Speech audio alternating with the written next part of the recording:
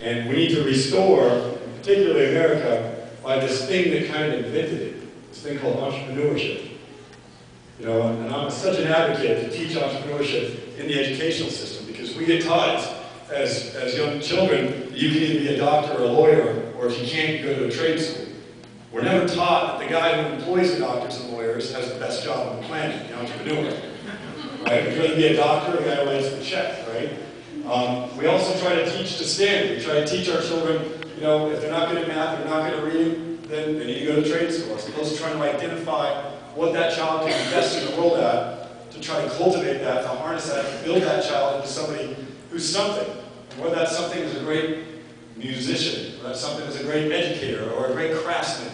It's like, why are we not trying to identify in our children what they can be best at, and then cultivating them and harnessing that creativity or that genius that they have, and then, you know, literally sending them off into society as productive citizens contributing to the framework that we have here, as opposed to telling them they can't be anything, they're not good enough in math, they're not good enough in school. So our system's messed up.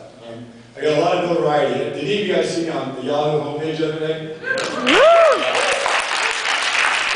took over the entire cover of Yahoo. By the way, it's kind of spooky now. I have people walking up to me at the airport and all kinds of stuff. 24 million people saw it. 4,000 people commented on it. Some of the comments were so stupid. I was like, that's the very problem with our society, right? So, you know what I mean? It's like, I'm just like, you guys are just living testaments that, you know, that America is failing. And believe me, I'm into capitalism. That's what got me here. And, you know, and there's other countries out there that are just working their tails off to be number one, while we're sitting around here crossing our arms saying, well, he's rich and that stinks. Right? Oh, well, he got blessed with having a stepdad that took care of him. When, you know, how many kids have great parents that turn into crime or turn into bad stuff, right? So, nonetheless, I'm going to war right now, guys. I'm going to war.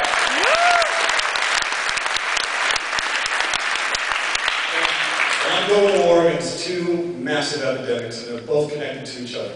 Obesity is connected to a lack of good education. Because if you knew the consequences of heart failure, of diabetes, of all the obesity-related issues, and you knew them from the first grade on, you've been trained on your body inside and out, you wouldn't, you know, make those decisions. If you did, you'd make them willingly. Most people get to the place where they're having problems, they're broken, and then they can't be fixed, or it's a really tough process to get fixed. And I know that personally, having lost my stepdad to cancer this year, having lost my mother this year, having lost you know, having had my sister had a battle with cancer. So I know that deeply, that you know, people aren't being educated on their body, and that should be the first thing that you should be educated on, is how to take care of your body. Right? I mean, that should be the first class you get. Because you're going to keep your body for the rest of your life. You're not going to keep your job. You're not going to keep your address. Right? You're going to keep your body. So when you guys elect the education czar, rest assured we're going to teach people education, or we're going to educate people on their bodies. We're going to educate them on financial literacy. And I wrote an article for the Financial Times yesterday. Are you familiar with the Financial Times? It's the most renowned financial publication on the planet. It's above Wall Street Journal in readership. And it's a global paper. So it's like the global you know, financial information piece. And they asked me to write the article about the London riots in contrast to the LA riots. And in the article, it hasn't come out yet, but in the article I said, you know, what all these rioters are and all these bad criminals are, is they're startup entrepreneurs. Right? They're starting up big businesses. Right? You know, these guys are running import-export businesses, street pharmaceutical businesses, car import businesses, car export businesses. Right? These guys are running gun businesses. They're running all kinds of businesses out there. Then I got to thinking, you know, what should we do with the ones that are capable of creating the worst problems, right? Because if you're capable of creating a massive problem, so much so that you incite riots or, you know, big organized crime rings, well, you're capable of also creating a massive solution if you're properly trained.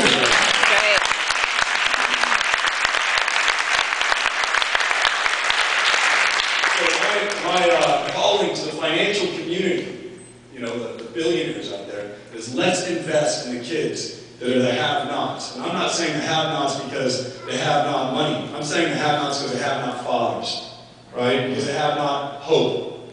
You know, America is the only country that has the word dream after it, right? There's not a Chinese dream. There's not a France dream. There's not a Venezuela dream. There's not a Brazil dream. There's the American dream. And we've lost that dream. And the reason why Visalus is doing so well is because we're restoring that dream in families everywhere. When I see you bring out your children, and I see, you know, the kids that are reading my book, and the families that are, you know, rallying behind this cause, what we're doing is we're restoring the American dream within families, and we're doing it to the tune of every minute of every day, 24 hours a day, 7 days a week, 365 days a year. Somebody joins the American dream through the Body by Body 90-Day Challenge.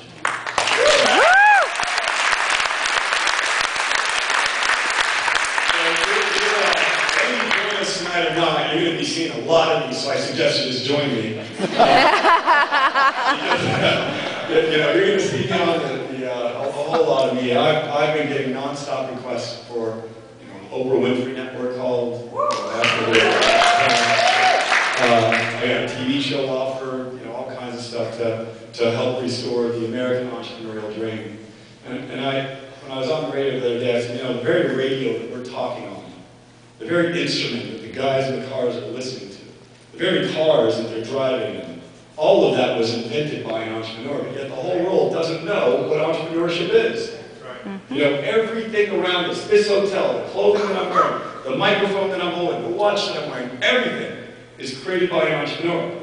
In fact, the entire recession was created by entrepreneurs. And we keep saying to ourselves, well, poor Americans, poor people that got mugged in the recession, right? Well, why don't we equip them to give them the knowledge so they don't get mugged again, as opposed to just saying, well, let's keep subsidizing their lack of education.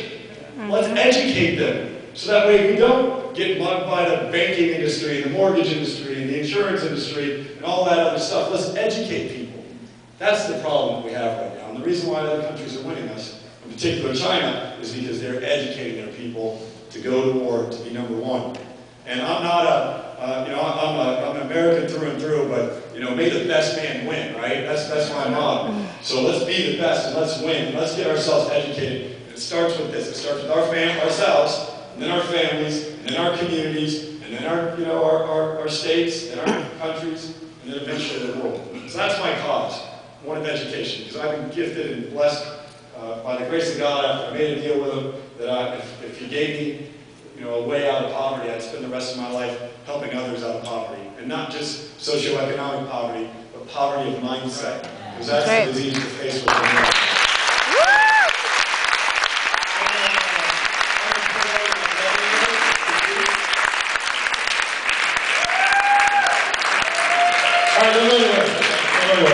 You guys, Bonsai and Adrian, you guys hand out the forms, please. Guys, here's what's coming up.